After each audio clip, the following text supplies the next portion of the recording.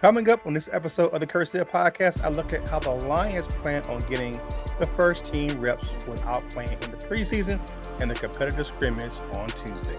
Buckle up, Buttercup. It's time to start the show.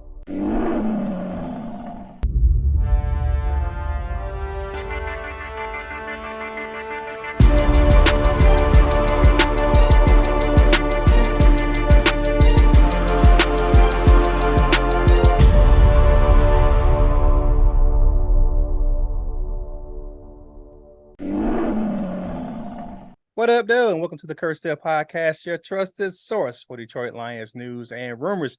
I'm your host, Curt Steele. If you're new to the channel, thanks for stopping by. And if you haven't done so already, please subscribe to the channel, like the video, and share it with fellow Lions fans just like yourself. Follow me on your favorite social media platforms, X, or Twitter, and Facebook, Instagram, and make sure you go and visit curtsteele.com. Today is Wednesday, August 23rd, 2023. And shout out to my family over at Lions Nation Unite. Now let's get after it. Now, there's no personnel moves right now to report. Nobody signed with the team.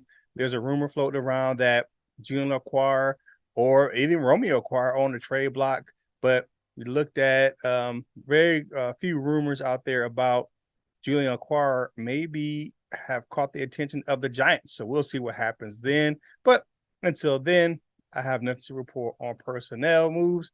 But Dan Campbell gave an update on who will play in the final preseason game on Friday in Carolina. And no surprises, looking like it's going to be the first, like it was the first two games. The key starters and the key rookies will not be suiting up in Charlotte. It will be the second year in the row that Campbell and his staff has primarily played the backups to evaluate potential additions in the back end of the roster in preseason. Now, the downsize of the preseason to 3 games by the league gives teams less time to identify players for the few final roster spots, if you guys can get what I'm saying. So I can understand why they aren't playing the starters in the preseason, and they don't want to get them hurt. So with that being said, Dan Campbell was going to ask, okay, so how do you plan on getting these guys reps? Because a lot of teams are playing their starters in the preseason. So Dan Campbell said, well, they're going to do a full contact scrimmage between the offense and defense. Now, MCDC said he plans to replicate game type reps in a controlled environment. They wanted to even include tackling to the ground. So they're going to be hitting each other, but it's in a controlled environment that would kind of help prevent injuries. Now, it can't be 100% because injuries just happen. People get hurt. But this is what his plan was for him and his staff. So let's go ahead and, we're going to do that and make sure these guys can get these game type scenario reps, have a halftime. And other teams have done this in the preseason. So it just depends on the team. Some teams don't play their starters in preseason. Some teams play their starters a half or a quarter or whatever. But the Lions are taking a different approach. Man, I can't say that I'm against it or I'm for it, but that's just what we do here in Detroit as far as the preseason right now, with it only being 3 games. And there's some tough decisions to make on the Lions roster. So I think getting those choosing those guys, those extra game reps in the preseason does help those guys, because we already know pretty much who the first probably 48 players are on the Lions. So those last 5 roster spots are probably up and grab. So for the so that's what the plan was for that, to get kind of like that game type feel with the controlled environment. So that's what happened on Tuesday. So we kind of let's transition to what's going on Tuesday. But for Lions, before we kind of get into that, what happened actually at practice. So 4 Lions sat out. So Sun God, J-Mo, Iffy, and Savion Smith all missed practice. St. Brown and Iffy were working with the trainers on the side of the field, but Williams and Smith were in street clothes. So there you go with that. Still kind of dealing with some injuries. We already know that Williams is going to be out until week 7. Dan Campbell's already said that.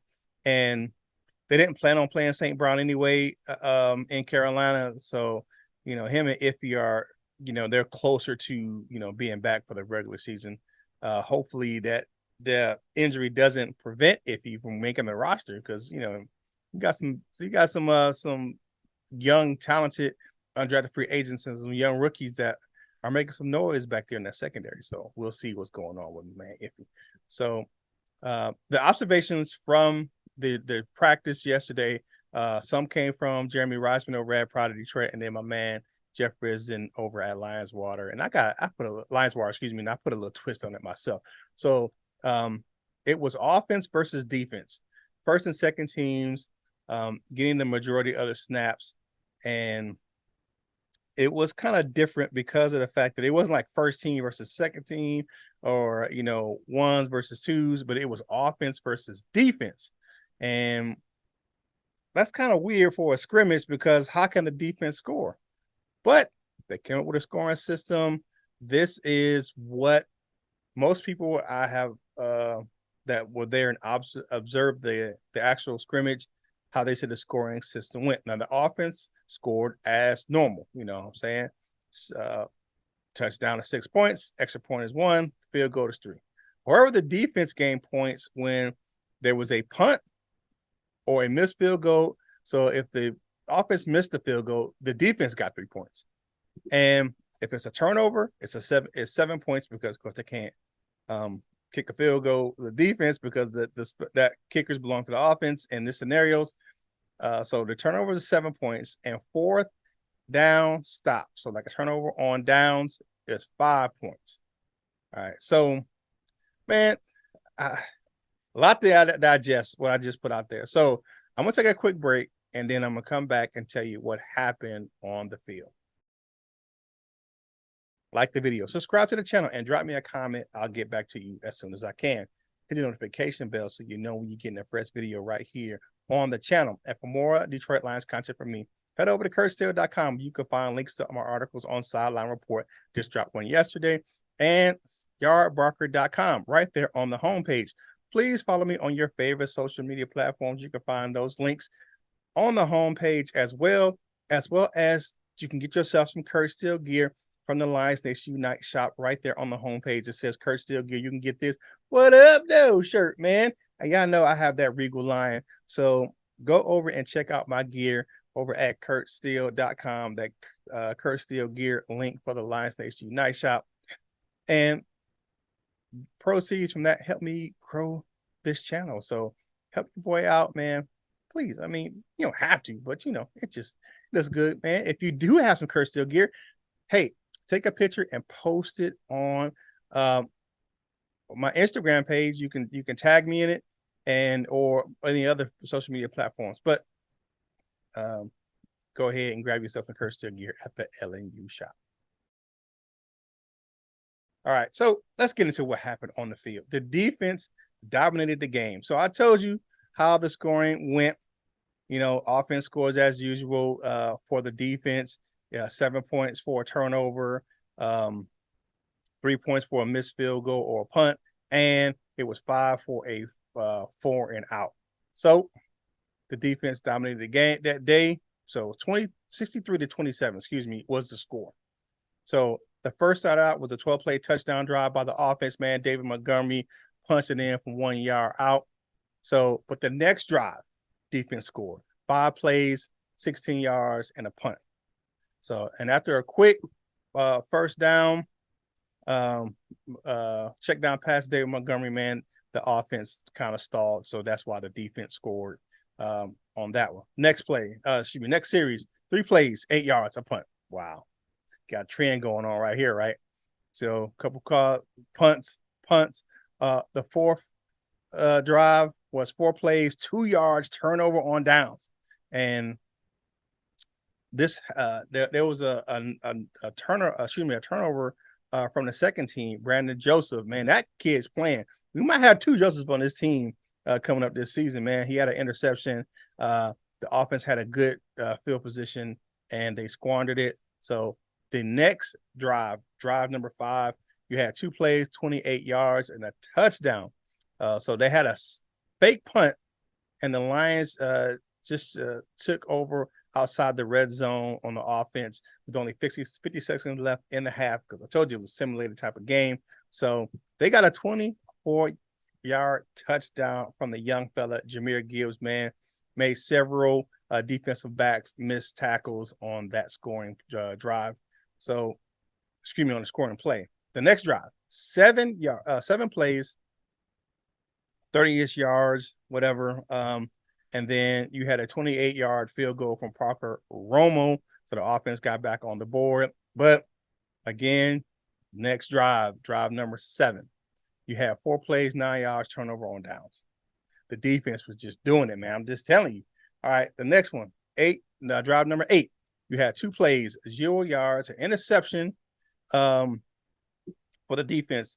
Gibbs was lined up outside with Derek Barnes in coverage. Gibbs beat him off the line, but the pass was underthrown.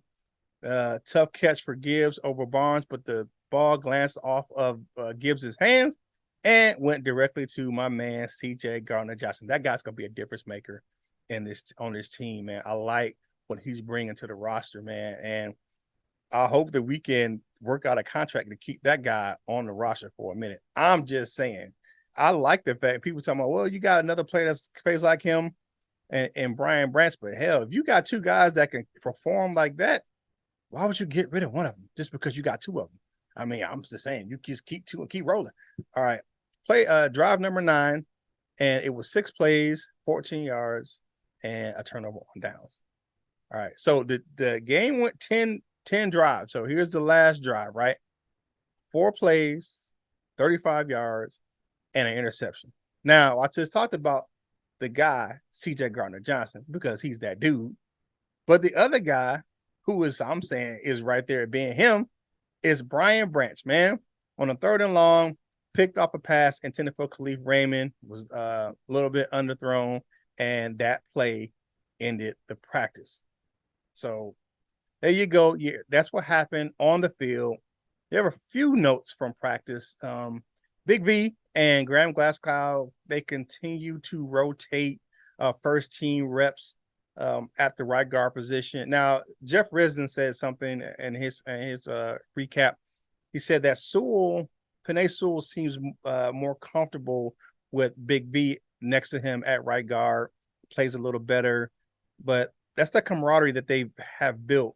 If you look how they played last year in the preseason before Big V went out, guys played well together, but I don't think I just think that him and Glasgow don't have a rapport yet. And it doesn't help that they keep flipping him in and out.